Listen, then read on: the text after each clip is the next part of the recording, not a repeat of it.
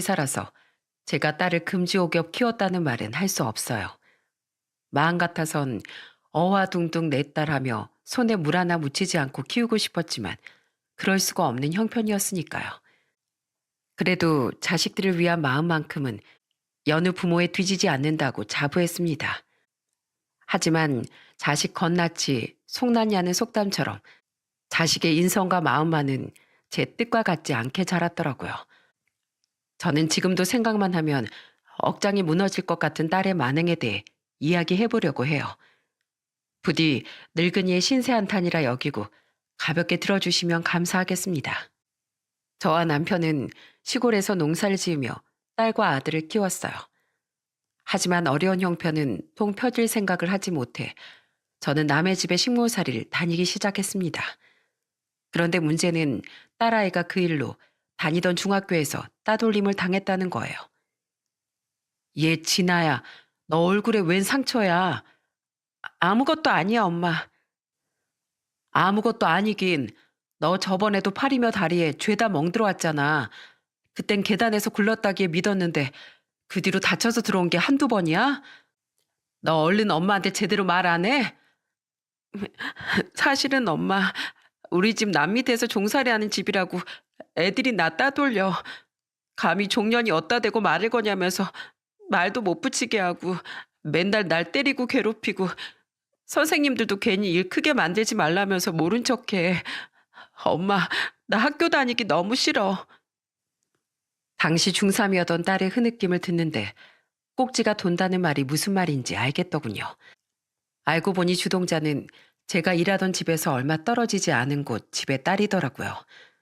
저는 다음 날 일도 나가지 않고 딸의 학교와 그 집을 찾아가 모조리 뒤집어 엎어버렸습니다. 힘없는 사람은 무시당하는 세상이라지만 밟으면 꿈틀하는 지렁이는 사람들이 무서워서라도 피하더군요. 결국 그 일로 학교 교장과 담임은 저와 제 딸 앞에서 사과를 했고 제 딸의 동급생은 자신의 부모 등살에 못 이겨 우리를 찾아와 무릎 꿇고 싹싹 빌게 됐습니다. 그 딸은 자기 엄마한테 머리털이니 코피니 죄다 뜯기고 터진 뒤였더군요.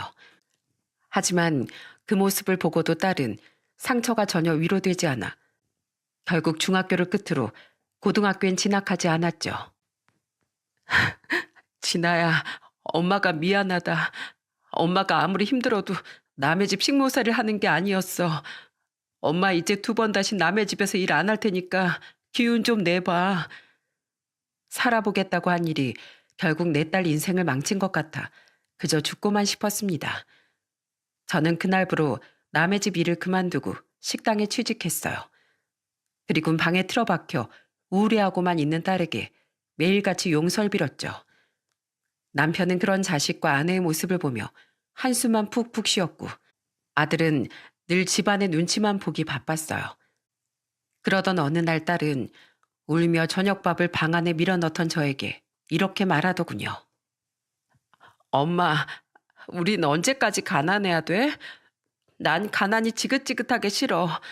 남들 보란 듯이 떵떵거리면서 잘 살고 싶어. 난 이렇게 날 낳아준 엄마 아버지가 너무 미워. 미안하다, 진아야. 그래도 우리가 형편이 가난하지 너희들한테 주는 애정만큼은 절대 가난하지 않잖니. 세상 살아가는데 돈이 중요한 건 맞지만 돈으로 마음을 채우려고 하면 돈이 있어도 평생 마음이 가난해지는 법이야.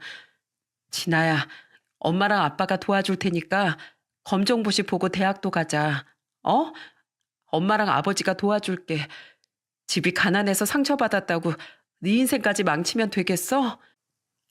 저는 딸에게 고졸 검정고시 문제집을 사다 주며 애원했습니다. 남편은 중졸, 저는 국졸이었기에 딸이 가난 때문에 학벌까지 짧아지지 않길 바랬어요. 그런 제 애원이 통했던 건지 딸은 조금씩 문제집을 들여다보기 시작하더군요. 그리고 제 부탁에 당시 고등학교 1학년이던 제 아들도 누나의 공부를 적극적으로 도와주기 시작했죠.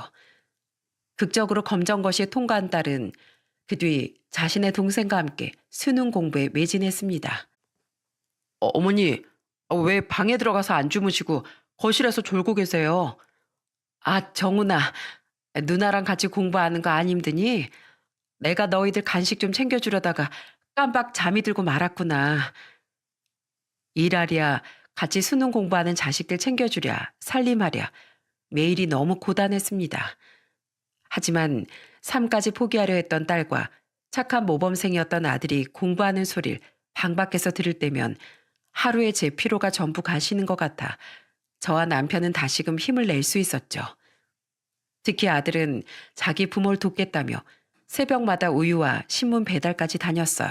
그리고 그쯤엔 운이 좋게도 집안 사정이 피게 되었어요. 모아둔 돈 중 여러 사람의 정보를 통해 먼 지방에 땅을 사두었는데 그곳이 재개발 구역으로 확정난 후 땅을 되팔면서 큰 이익을 남겼거든요. 사람이 열심히 살다 보면 죽으란 법은 없다고 그제야 우리도 열심히 산 보상을 받는 건가 싶어 눈물이 앞을 가리더라고요. 서울로 상경한 아이들은 열심히 직장 생활을 하며 돈을 모았습니다. 땅도 몇 마지기 더 사며 저와 남편 또한 농사일만으로도 생계가 가능해졌어요. 덕분에 전 식당 일을 그만둘 수 있었는데 무엇보다 좋았던 건 식당 일을 그만뒀다는 게 아니라 자식들에게 짐이 되면 어쩌나 하는 걱정이 사라졌다는 거였죠. 그리고 딸이 33살 때와 그로부터 또다시 2년 후 두 아이는 모두 짝을 만나 결혼도 했습니다. 저와 남편은 재개발된 땅을 팔고 남은 시세 차익을 거의 대부분 자식들의 결혼 자금으로 나누어졌어요. 각각 약 2억가량의 큰돈이었지만 자식들이 결혼할 때 큰돈을 해줄 수 있게 되어 다행이라는 생각에 저와 남편은 그저 신이 나기만 했죠. 장인어른, 장모님, 명절 선물로 저희 물건 몇 개 좀 가져왔어요. 아시죠? 제가 떼다 파는 물건들은 전부 진짜 명품들인 거. 이건 장모님 가방이고 이건 장인어른 벨트예요. 매번 처가댁 올 때마다 바리바리 명품 싸들고 오는 사이 세상 천지 어디에도 없습니다. 명품을 해외에서 유통해 판매한다던 사이는 가끔 저와 남편에게 자신이 판다던 명품을 선물했습니다. 가끔 저희 아들과 며느리에게도 하나씩 건네줄 때면 아들 부부는 곤란한 듯 웃으며 거절하곤 했어요. 형사였던 아들처럼 며느리 또한 경찰이었는데 공직에 있는 사람들이 괜히 이런 명품 많이 들고 다니면 오해를 산다면서요. 저와 남편 또한 사위의 그 마음은 고마웠지만 부담스럽긴 마찬가지였습니다. 이런 거 그만 가져오게 배서방. 우린 김이나 참치 세트만 가져와도 충분해. 나랑 우리 집사람 둘 다 시골 촌에서 사는데 이런 거 입고 들고 나갈 데가 어디 있겠나. 장인 장모님 진짜 이상하시다. 필요 없으면 내다 팔든가 친구분들께 선물하시면 되지. 이 좋은 명품을 왜 마다하세요? 좋은 마음으로 들고 온 사위 마음 괜히 서운하게 하시네. 여보, 너무 서운해하지 마. 우리 부모님 평생 너무 없이 사셔서 그래. 촌스럽게 좋은 걸 드려도 쓰실 줄을 모른다니까. 솔직히 사위의 지나친 거만함이 불쾌할 때도 있었어요. 하지만 더 큰 문제는 결혼 후 점차 달라지던 딸의 태도였습니다. 결혼 전엔 저희의 조그만 도움에도 늘 감사해야 하고 낭비도 하지 않던 애가 결혼하고 돈 잘 버는 남편을 만나니 날이 갈수록 사치스러워지는 것 같더라고요.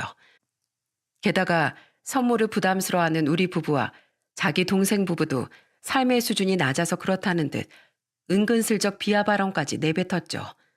그러더니 시골 냄새 지독해서 내려오기 싫다며 점점 저희 집엔 발걸음도 뜸해졌어요.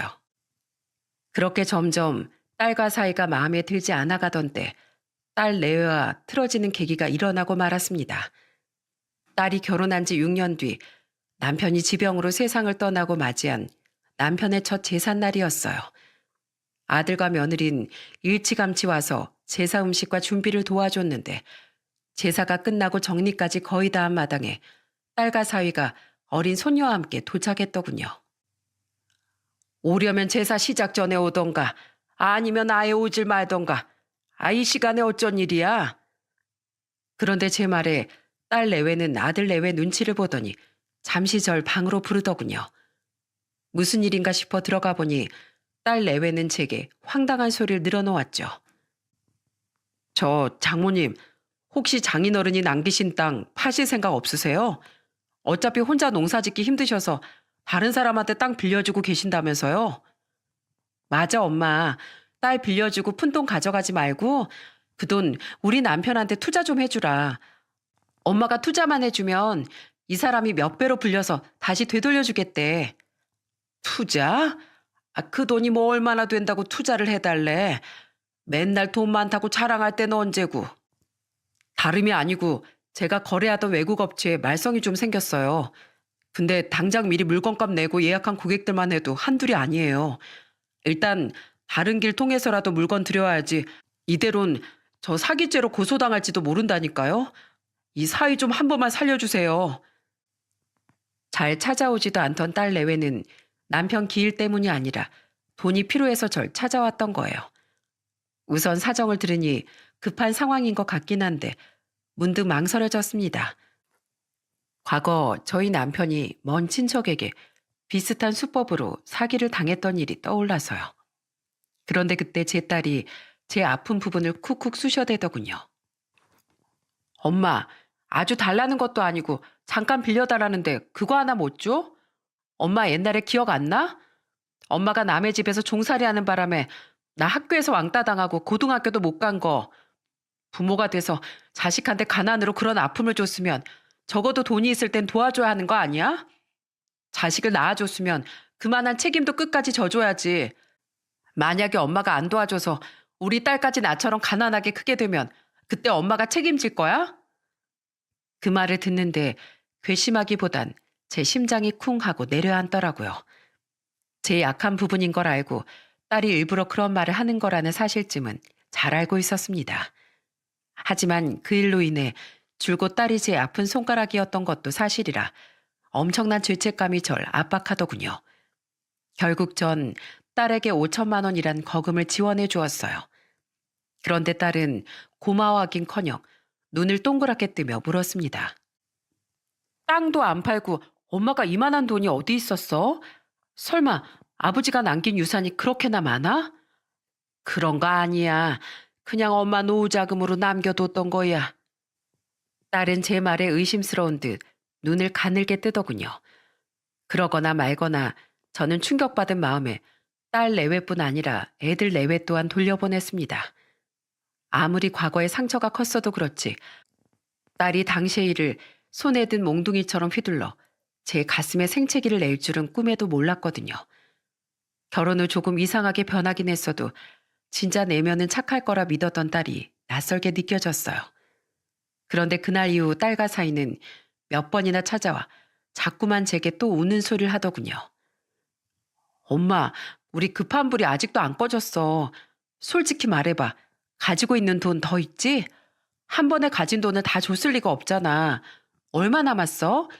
우리가 꼭 돌려줄 테니까 그 돈 우리 좀 빌려줘. 어? 장모님, 저희 부모님께는 이미 초창기 사업 자금을 빌려서 더는 손을 벌릴 수가 없어요. 제가 그동안 명품 선물 자주 드렸잖아요. 그 값 대신한다 생각하시고 돈 좀 빌려주세요. 네? 돈 없다고 몇 번을 말해. 설사 있다고 한들 그건 내 노후 자금이야. 5천이나 빌려줬으면 됐지. 그게 얼마나 됐다고 이리 때처럼 달려드는 게야? 명품값? 내가 그렇게 됐다고 거절할 땐 사람 서운하게 한다면서 난리치더니 이제 와서 그 값을 내라고? 내 기가 차서 원. 자네가 사다 준 거 한 번도 안 쓰고 안 입었으니까 도로 죄다 가져가게. 엄마, 진짜 치사하게 이럴 거야? 엄마 돈 있잖아. 아니면 아버지 땅이라도 팔아서 도와달라고. 내가 옛날에 엄마 때문에 무슨 일을 당했는데 어떻게 엄마가 나한테 이럴 수가 있어? 이모 없을 거사. 또 그 얘기냐? 나도 그 일로 가슴이 문드러졌다. 그래서 평생 너에게 속지 않은 마음으로 네가 정훈이랑 달리 공무원 될 때까지 그 흔한 아르바이트 한 번 안 했어도 그 뒷바라지 다 해줬고 저번에 네가 내 가슴에 대못 박으면서 돈 달라고 했을 때도 5천만 원이나 해줬던 거야. 다 알고도 한 번 눈 감아줬으면 됐지. 어떻게 그걸로 또 이 애미 마음에 상처를 내려고 들어? 그렇게 돈이 급하면 너랑 배서방이 입고 있는 명품 전부 팔고 끌고 다니던 외제차든 집이든 우선 처분하면 될 거 아니냐? 제 말에 딸과 사이는 꿀먹은 벙어리가 되었습니다. 두 아이는 이후로도 몇 번이나 절 찾아왔지만 저는 사위가 줬던 명품들을 모두 되돌려준 뒤 집에서 쫓아내버렸어요. 물론 애들이 정 어려우면 땅이든 뭐든 팔아서 제가 도와줄 수 있죠. 하지만 자기들은 서울에 몇 억이나 하는 아파트에서 외제차를 2대나 끌며 떵떵거리고 사는데 무작정 부모에게만 손을 벌린다는 사실이 괘씸해 그렇게 쫓아냈던 거예요. 그러자 기분이 나빴는지 결국 딸은 제게 전화를 걸어 소리쳤습니다. 엄마 덕분에 우리 집도 팔고 방 2칸짜리 아파트로 이사 오고 차도 1대 팔았어. 이제 만족해? 딸을 더 잘 살게 응원해주지 못할 망정 이렇게 밑바닥으로 끌어내리니까 만족하냐고. 그게 왜 밑바닥이니? 2칸짜리긴 해도 무려 서울에 있는 아파트 자가이고 2대에서 1대로 줄은 것뿐이지 외제차도 여전히 몰고 다니는데 네가 원래부터 그렇게 돈을 잘 벌었던 애도 아니고 남편 사정이 그렇게 됐으면 거기에 맞춰서 씀씀이를 바꾸면 될 일 아니냐. 부모 노후자금 죄다 뺏어가고 네 배만 불리면서 살면 그게 자식으로서 옳은 행동이니? 돈 없는 부모는 평생 자식에게 죄인이라지만 그렇다고 자식을 아나무인으로 키워도 된다는 말은 아니야. 너 지금 뭔가 단단히 착각하고 있어. 돈 몇 푼에 부모에게 대바라지게 굴 거면 앞으로 여기 안 와도 된다. 안 가. 다른 집 부모들은 자식한테 간 쓸게 다 줘도 안 갖고 한다는데 엄만 욕심쟁이야. 난 부모 보기 최악인 불쌍한 애라고. 해달라는 대로 다 들어주면 버릇이 나빠질까 싶어 더욱 독하게 말했던 건데 전화를 끊고 나니 가슴이 찢어질 것 같더군요. 자식에게 부모 보기 최악인 애라는 말을 듣는 심정 아십니까? 제가 정말 그렇게 못난 부모인 건지 내 딸은 왜 이렇게 변해버린 건지 알 수가 없어 끊어진 전화를 붙들고 한참 동안 눈물을 흘렸죠. 이후 딸은 3년간 절 한 번도 찾아오지 않았습니다. 저 또한 오기가 생겨 딸에게 연락하지 않았어요. 그런데 처음엔 마음이 화로 가득했지만 시간이 흐르니 저도 어쩔 수 없는 부모인지라 딸이 보고 싶더군요. 아들은 그런 저를 보고 누나는 변한 게 아니라 원래 그런 사람이었던 거라며 절대 먼저 연락할 생각도 하지 말라고 이를 뿌득뿌득 깔았죠. 그런데 딸과 연락을 끊은 지 3년이 지난 어느 날 저는 상상도 하지 못한 놀라운 전화를 받게 됐습니다. 전화를 건 사람은 바로 딸이었어요. 네가 웬일이니? 저는 반가운 마음을 꾹 참고 딸에게 덤덤하게 물었습니다. 또다시 딸이 돈 얘기를 꺼내진 않을까 싶어서요. 그런데 딸은 저에게 울먹이는 목소리로 이러더군요. 엄마, 나 안 보고 싶었어? 난 엄마 너무 보고 싶었는데 엄마 미안해. 내가 잘못했어. 내가 손에 쥐고 있는 게 많다 보니까 그걸 잃기 싫은 마음에 엄마한테 해서는 안 될 말이랑 행동을 했어. 더 빨리 엄마한테 연락하고 싶었는데 염치가 없어서 차마 전화를 걸 수가 없더라. 엄마, 늦었지만 이제라도 나 한 번만 용서해주면 안 돼? 이러다 엄마까지 아버지처럼 내 옆을 떠나면 두고두고 내가 후회할 것 같아서 나 이렇게 용기 내서 전화했어. 딸은 사위도 많이 반성하고 있다며 이제 사업도 다시 잘 풀렸으니 제게 돈도 갚고 앞으로는 효도하고 싶다고 말하더군요. 엄마, 우리 남편 사업 사정이 좀 풀리긴 했는데 사업 자금하고 적금에 묶여 있어서 엄마한테 빌린 돈을 당장엔 갚을 수가 없어. 그래도 마련되는 대로 바로 갚을게. 그러니까 나 엄마 찾아가서 진심으로 용서부터 구하게 해주면 안 될까? 나 정말 엄마가 너무 보고 싶어서 그래. 내가 정말 잘못했어. 끝없이 흐느끼며 용서를 구하는 딸의 말에 저도 그만 눈물이 터지고 말았습니다. 아무리 독하게 굴려고 해도 딸을 향한 그리움을 막지 못했던 거죠. 며칠 뒤 주말 딸은 사위와 당시 7살 된 손녀와 함께 절 찾아왔어요. 엄마, 나랑 애 아빠 큰절부터 받아. 장모님, 저희가 일전엔 정말 큰 잘못을 저질렀습니다. 반성하는 마음으로 앞으로 평생 효도하면서 살게요. 할머니, 보고 싶었어요.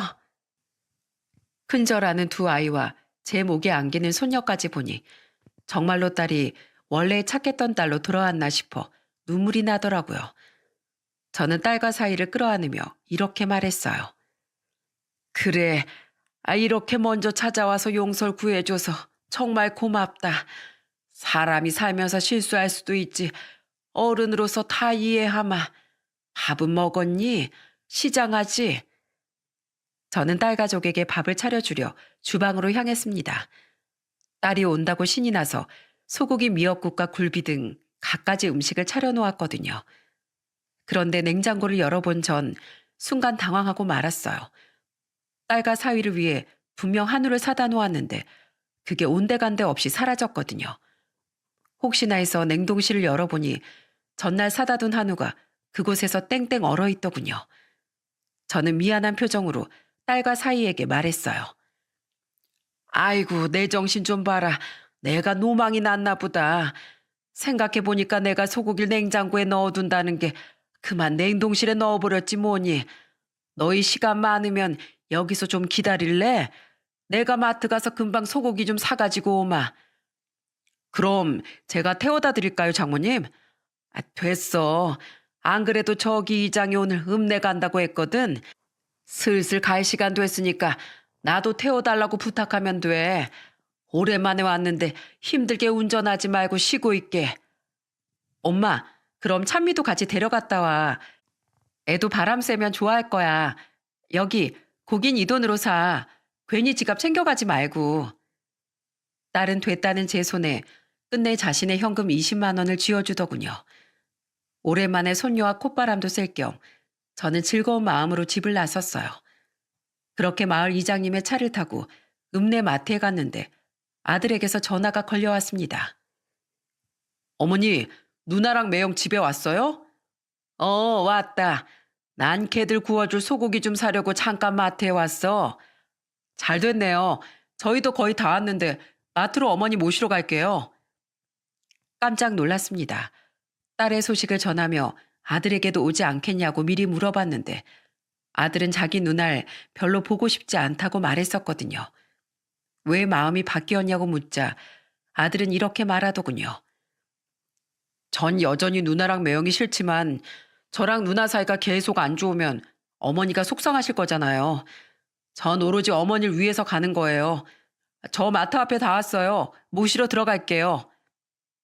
아들과 며느린 당시 6살 된 손자와 함께 왔더군요. 저를 위해 자기 누나에게 양보하려 달려온 아들이 기특해 전 아들을 끌어안으며 고맙다고 말했죠. 주차 공간이 한 대 될 자리뿐이었기에 아들은 차를 저희 집에서 조금 떨어진 곳에 주차했습니다.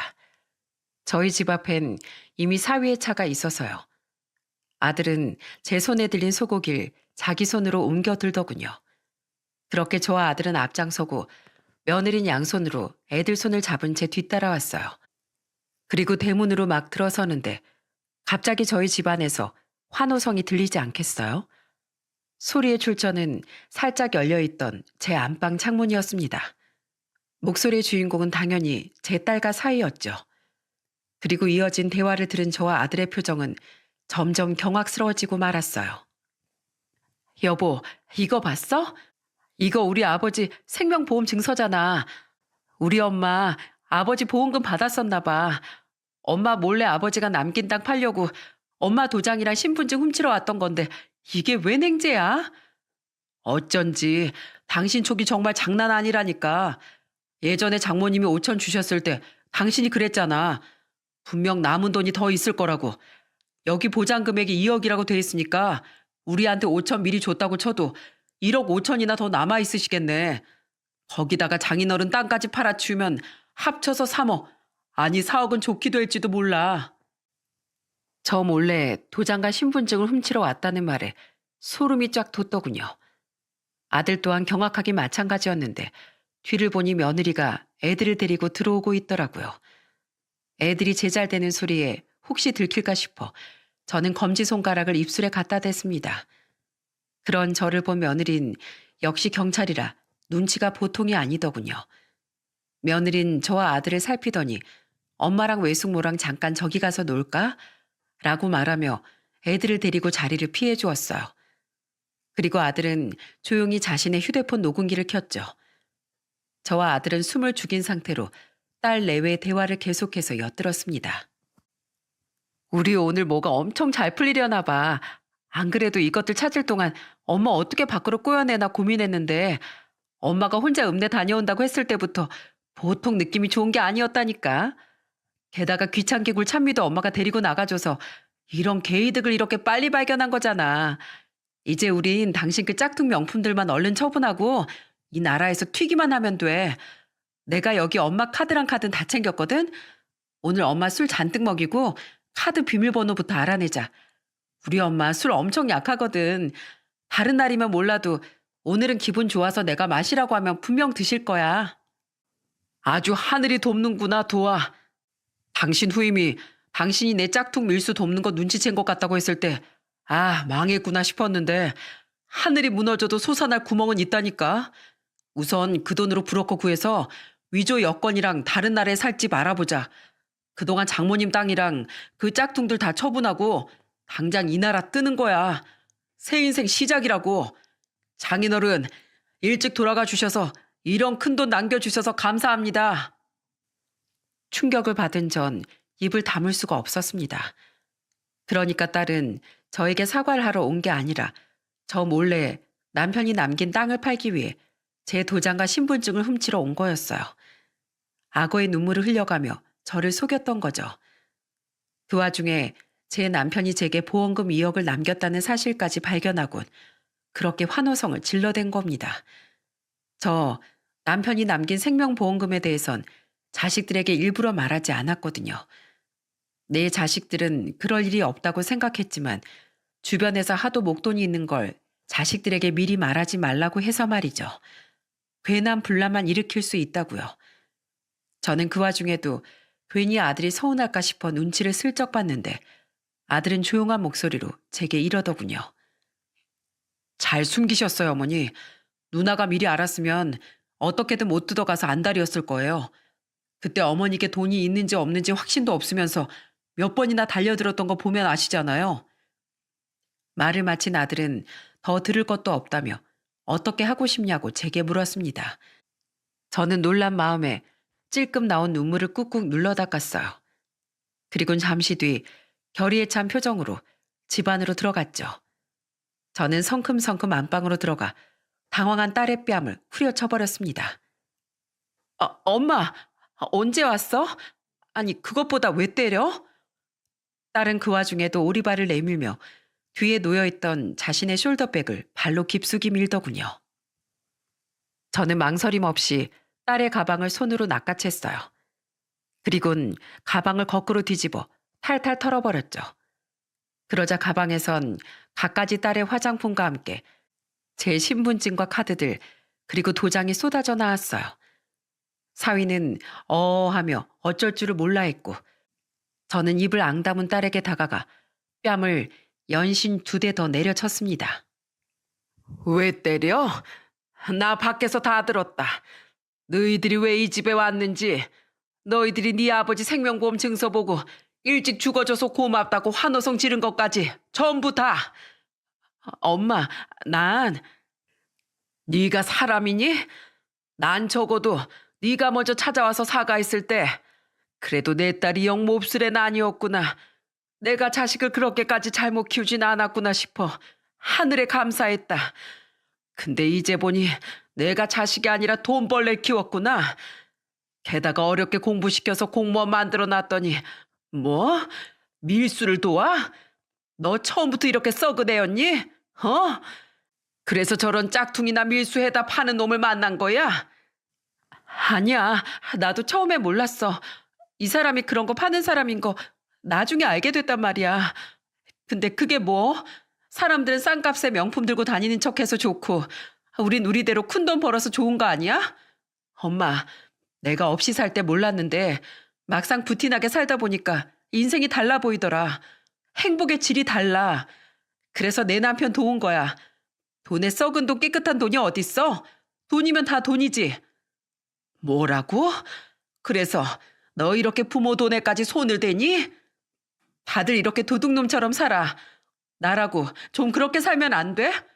솔직히 막말로 엄마가 나한테 해준 게 공부 좀 시켜주고 시집 올 때 2억 해준 거 말고 뭐 있어? 저번에 준 5천도 그렇고 땅이랑 아버지 보험금도 그렇고 어릴 때 나한테 그런 상처 줬으면 그 보상금으로 이 정도는 좀 줘도 되지 않아? 뭐 엄마 죽을 때 이 돈 싸가지고 갈 거야? 아니잖아. 나 지금 비리 저지른 거 걸려서 조사 들어가면 이 사람까지 100% 잡혀. 그럼 난 파면되고 이 사람은 감옥 들어갈 텐데 부모로서 정말 그렇게 되길 바래? 딸은 바락바락 악을 써댔습니다. 악에 바친 딸을 보는데 대체 애가 왜 저렇게까지 타락해버린 건가 싶어 억장이 무너졌어요. 이 녀석아, 자식 응석을 다 받아주기만 하는 게 부모인 줄 아니? 네가 행동이든 인성이든 다 잘못된 방향으로 가고 있는데 어떻게 그걸 내버려 두니? 네 말대로 난 부모인데 파면 당할 짓 했으면 파면 당하고 집안 말아먹을 짓 했으면 집안 말아먹어. 그게 삶의 옳은 순리야. 그리고 내가 너한테 가르쳐주고 싶은 삶의 이치고. 그리고 배서방, 구속이 무서우면 애초에 정당한 사업을 했어야지. 그게 무서워서 장모 집까지 털어가며 야반 도줄 계획하나? 너희 둘 다 자식 보기 부끄러운 줄 알아. 난 절대 이거 가만히 안 넘어갈 거고 그럴 생각도 없으니까 둘 다 마음 내려놓고 죄값 받을 준비해. 제가 왜요? 증거 있으세요, 장모님? 뭘 어쩌실 건데요? 뭘 어쩌긴 어째. 경찰에 신고해서 정당한 조사를 받게 해야지. 어차피 장모님하고 우린 친족 관계라 친족 상도례인가 뭔가 덕분에 절도죄 처벌 안 받거든요. 그리고 짝퉁 유통으로 신고한다고 한들 걸리기 전에 튀면 그만이에요. 그러려면 일찌감치 틀 돈이 더더욱 필요하겠죠? 여보, 바닥에 있는 것들 전부 주워. 뻔뻔한 사이의 말에 딸은 잽싸게 바닥에 있던 제 카드들과 신분증, 도장을 줍더군요. 장모님, 이 조용한 집에 지금 우리 셋뿐인 거 알죠? 지금 당장 카드 비밀번호 말 안 하면 장모님 명줄은 여기서 끊기는 겁니다. 예? 비밀번호 불고 조용히 신고도 안 하겠다고 약속하면 제가 살려는 드릴게요. 그렇게 아끼는 아드님하고 오래오래 건강하게 사셔야죠. 안 그래요? 그래, 엄마. 괜한 사람 더 큰 범죄자로 만들지 말고 얼른 말해. 정신이 혼미해지더라고요. 하지만 그 아득한 느낌도 잠시였습니다. 곧이어 방에 쳐들어온 누군가 사위를 냅다 발로 차버렸거든요. 이 미친 자식이 감히 누가 어머니한테 이딴 짓을 해? 그 사람은 바로 제 아들이었습니다. 무슨 일인지 아들은 저를 바로 따라 들어오지 않고 뒤늦게 들어와 그 광경을 목격한 거예요. 그리고 언제 온 건지 며느린 얼른 제게 달려와 제 몸을 살폈죠. 어머님, 괜찮으세요? 뭐야, 정훈이 너랑 올케가 여긴 어떻게... 어떻게 왔으면 뭐, 이진아, 이 짐승 같은 인간아. 어머니가 목이 졸리는 걸 보고도 그걸 부추겨? 니들은 특수협박 및 폭행 현행범으로 당장 체포야. 순식간에 일어난 일이었습니다. 언제 챙겨온 건지 아들과 며느린 수갑을 꺼내 각각 사위와 제 딸을 체포하더군요. 특히 사위는 엄청난 반항을 했는데 형사인 아들은 능숙하게 사위를 제압해버렸죠.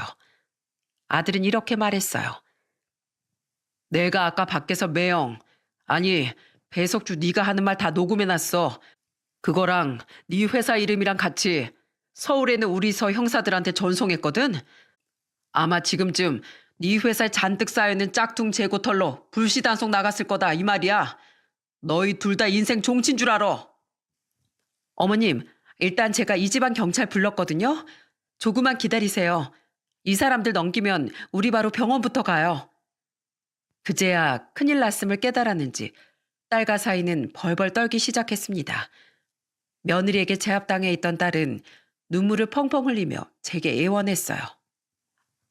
엄마, 나 진짜 이렇게 경찰서 끌려가게 둘 거야? 나 엄마 딸이잖아. 진아라고. 내 남편 저렇게 잡혀가면 내 인생도 끝이야. 제발 우리 좀 도망가게 해줘. 어? 그 돈 달라고도 안 할게. 그냥 얼른 몸만 사라질게. 제발 정훈이랑 옳게 설득 좀 해봐. 장모님, 저 사실 전과 있습니다. 상표법 위반한 거 이번에 또 걸리면 전 빼도 박도 못하고 구속이에요. 가뜩이나 3년 전에도 그리고 얼마 전에도 다른 나라 놈들이 제 돈 홀랑 먹고 잠수 타서 손해가 한두 푼이 아니었어요. 불법적인 일이라 신고도 못해서 영락없이 돈만 잃었다고요. 그래서 가진 돈이 많이 없어서 이런 짓을 벌인 거예요. 돈이 있었으면 안 그랬을 거예요. 제발 한 번만 봐주세요. 저 알고 보면 열심히 사는 불쌍한 놈이라니까요. 너희들은 아직도 뭐가 잘못된 건지 모르는구나. 너희들은 사람으로서 기본적으로 지켜야 할 도리와 법을 어겼어. 세상에 돈 욕심 없는 사람이 어디 있니? 그렇다고 다들 너희들처럼 부모 돈 훔치고 남 속이고 법을 어기면서까지 돈을 탐하진 않어. 잘못을 했으면 당연히 그 죄값을 치러야지. 그리고 진아 너, 내가 널 보면 억장이 무너진다. 진아야, 이 엄만 비록 가난했을지언정 널 무척이나 사랑했다. 근데 결국 돌아오는 건 이런 폐륜뿐이구나. 난 이제 딸 같은 거 없다고 생각하고 살 거다. 네가 진정으로 받을 벌은 남들에게 다 있는 부모를 잃는 벌이야. 평생 네가 잃은 게 뭔지 깨닫고 후회하면서 살거라. 그렇게라도 네가 잘못을 깨우칠 수 있다면 그게 네 부모로서 내가 마지막으로 해줄 수 있는 일이야. 제 말에 체념을 한 건지 딸은 고개를 푹 숙이고 엉엉 울었습니다. 사위는 끝까지 아들 손에서 빠져나가려고 발악했지만 어림도 없는 일이었죠. 잠시 뒤 아들은 도착한 경찰들에게 상황 설명과 함께 딸과 사위를 인계했어요. 그리고는 절 데리고 가까운 큰 병원의 응급실로 향했죠. 며느린 절 따라오려고 했지만 작은 방에 들어가 떨고 있던 애들을 달래느라 함께 할 수 없었습니다. 나중에 아들에게 들어보니 애들을 데리고 다시 집으로 향했던 며느리가 아들에게 먼저 차에 있던 수갑을 챙겨오라고 했었다더군요. 안에서 큰 소리가 나는 것 같으니 혹시 모를 상황을 대비하자면서요.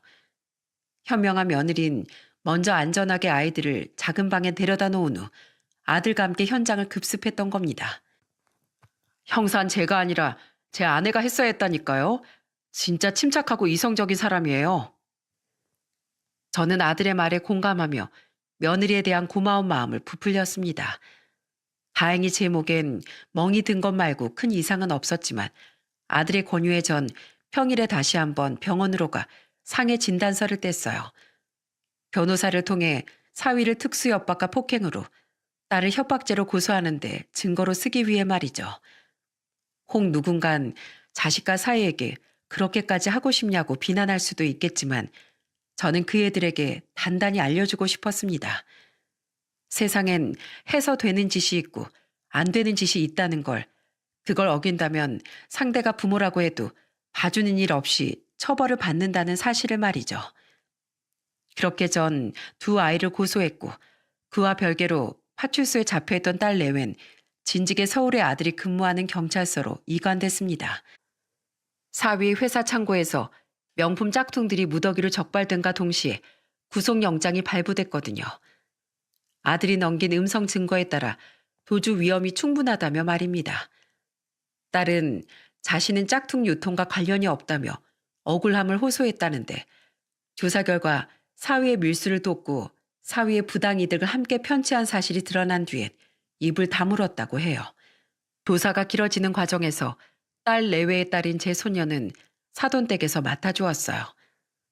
손녀를 사돈댁에 데려다주며 두 사돈과 저는 제 남편의 장례식 이후 처음 얼굴을 마주했는데 우린 서로 미안해서 고개를 제대로 들지 못했어요.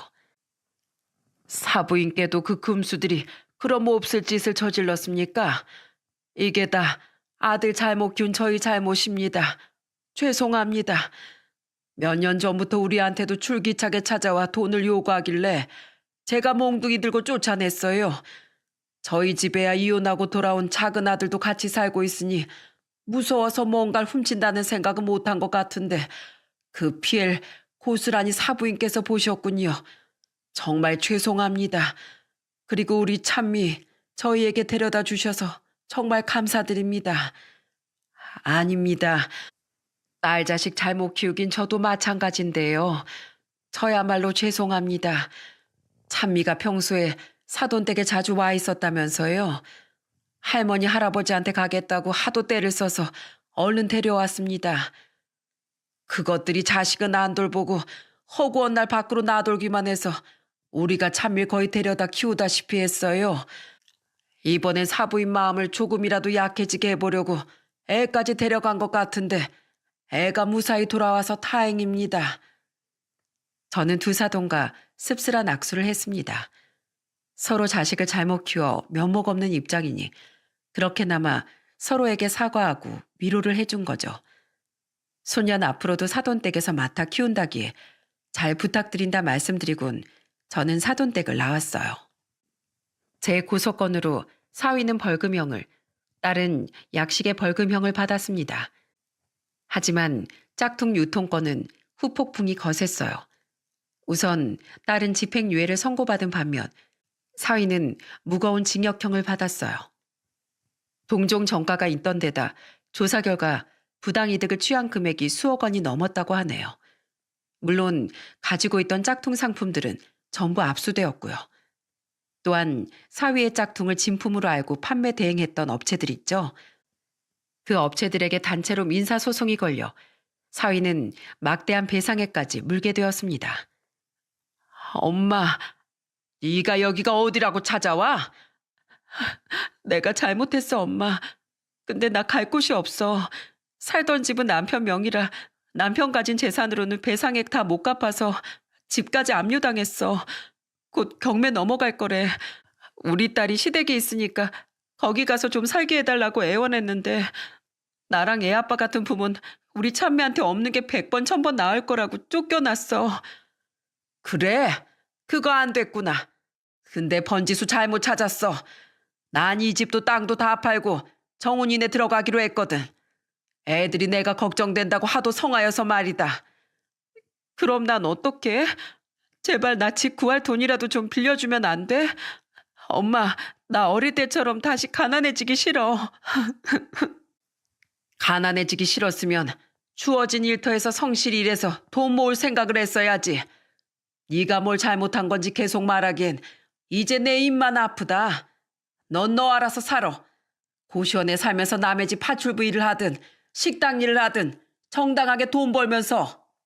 엄마, 나 불쌍하지도 않아? 나도 잘 살아보려다가 이렇게 된 거잖아. 엄마가 날 이렇게 키운 거잖아. 내 인생 이렇게 된 건 다 날 잘못 키운 엄마 책임이야. 책임져. 그렇게 모든 사건이 마무리되고 얼마 되지 않아 집행유예로 풀려난 딸이 절 찾아왔더군요. 처음엔 잘못했다고 좀 비나 싶더니 이내 딸은 다시 부모인 제 탓을 하기 시작했습니다. 조금이나마 반성했나 싶던 딸은 역시나 그대로였던 거예요. 저는 모질게 마음을 먹고 이렇게 말하며 딸을 쫓아내버렸습니다. 넌 끝까지 이 엄마만 탓하는구나. 오냐, 널 잘못 키운 나 자신을 나 역시 평생 원망하면서 살 거다. 하지만 이것 하나만 명심하거라. 남 탓만 한다고 해서 네 인생에 득이 될 건 하나도 없어. 스스로에게 문제를 찾아야 사람은 한 발자국이라도 더 나아갈 수 있는 거야. 그때도 말했듯이 난 너한테 절연이라는 벌을 내릴 거다. 난 더 이상 네 엄마가 아니고 넌 내 딸이 아니야. 그러니까 두 번 다시 나 찾아오지 마. 제발 네 딸을 생각해서라도 더 이상은 부끄러운 엄마로서 살지 말고. 딸을 쫓아낸 뒤 저는 문을 잠그고 한참을 울었습니다. 딸 또한 갈 곳이 없는데 어딜 가라는 거냐며 밖에서 엉엉 울더니 날이 어둑해지자 그제야 어디론가 사라졌더군요. 그게 당시 사건 이후 1년이 지난 지금까지 딸과 만났던 마지막이었죠. 어머님, 이게 뭐예요? 뭐긴 도시락이지. 너도 아범도 밖에서 사 먹는 음식 질린다며. 내가 가끔은 도시락 싸줄 테니까 가지고 가서 먹어. 알지? 나 남의 집 부엌에서도 일하고 식당에서도 일해서 손맛은 좋은 거. 그거야 말하면 입만 아프죠. 그냥 아무것도 하지 말고 편하게만 지내시라니까 왜 매번 집안일에 이런 것까지 해주세요. 이러려고 어머님 모신 게 아닌데요. 나를 위해서 고생하는 우리 아들 며느리 챙겨주는 것만큼 이 늙은이 마음이 즐거운 일이 또 어디 있겠니. 어서 다녀와라. 아범은 오늘 쉬는 날이라면서 코 골고 자고 있다. 재민이 유치원은 내가 보낼 테니까 걱정 말고. 지금 저는 남편이 남긴 땅을 모두 팔고 아들의 집에 들어와 살고 있습니다. 정확히 말하자면 제 돈을 더 보태서 더 큰 집으로 옮겨 합가를 한 거죠. 명의는 아들과 며느리 공동 명의로 그렇게라도 굳이 저를 모시고 살겠다고 말해준 아들 내외에게 보답하고 싶었어요. 이제 제 수중의 돈은 정말로 많이 남지 않았는데 그 돈은 아들 내외에게 손 벌리지 않고 살 수 있는 제 노후 자금으로 사용하려고 합니다. 최근 저와 많이 붙어 있어서인지 유독 할머니 껌딱지가 된 손주에게 그 돈으로 소소한 간식을 사주는 일이 요즘 저의 큰 낙이랍니다. 그날 이후 저는 가끔씩 사부인께 전화로 손녀의 안부를 묻곤 합니다. 다행히 손녀는 자기 부모와 보낸 시간이 많지 않아 딸 내외를 찾진 않는다더군요. 그리고 제 딸 또한 그 집에서 살게 해달라고 찾아갔던 날 이후론 모습을 보인 적이 없다고 해요. 자기 누나는 끔찍이 싫어해도 저에게 효자인 아들은 혹시 제가 걱정할까봐 딸의 근황을 알아내 제게 기뜸해 주었습니다. 딸은 지금 한 고시원방에서 지내며 식당 일을 나가고 있다고 하더군요. 어디 다치거나 하는 일 없이 정당한 노동을 하며 살고 있다니 그거면 됐다 싶어 더는 이야기해 줄 필요 없다고 말했어요. 앞으로 얼마나 힘든 인생을 살아가든 그건 딸이 스스로 결정한 자기 인생에 대한 대가라고 생각하니까요. 혹시 아주 만약에 혹시라도 먼 훗날 딸이 진심으로 반성하며 저를 찾아온다면 그땐 부모로서 한 발 물러나 딸을 안아줄 생각입니다. 하지만 그게 아니면 더 이상 저와 딸은 오래도록 볼 일이 없을 것 같네요. 살다 보니 산다는 건 돈이 있든 없든 참 힘든 일인 것 같습니다. 솔직히 저는 아직도 제가 딸을 어떻게 키워야 옳은 거였는지 잘 모르겠어요. 자식 교육이라는 게 정답이 있긴 한 걸까요? 이곳엔 저와 비슷한 연배인 분들이 많으시던데 여러분은 어떤 부모로서의 삶을 살고 계신가요? 사연을 마무리하며 혼자서만 끙끙 앓고 있던 깊은 고민에 대해 여러분께도 여쭤보고 싶네요. 부모란 뭔지 또 자식이란 어떤 것인지 말이죠. 앞으로 부디 여러분의 가정엔 제 가정과 같은 분란이 없으시길 바랍니다. 그리고 마지막으로 제 딸처럼 과거의 나쁜 기억에 사로잡혀 잘못을 저지르는 분들께 감히 조언드리고 싶네요. 과거 때문에 현재를 망치는 짓은 힘들게 과거를 견뎌온 자기 자신의 노력을 짓뭉개 버리는 어리석은 일이랍니다. 그러니 부디 억하심정을 내려놓고 다가올 미래에 집중하며 제대로 된 삶을 사시길 바랍니다. 과거를 보상받을 길은 정직하고 바른 방법으로도 충분히 도달할 수 있을 테니까요. 긴 제 사연에 귀 기울여 주셔서 진심으로 감사드립니다. 모두 환절기 감기 조심하시고 늘 좋은 하루 보내세요.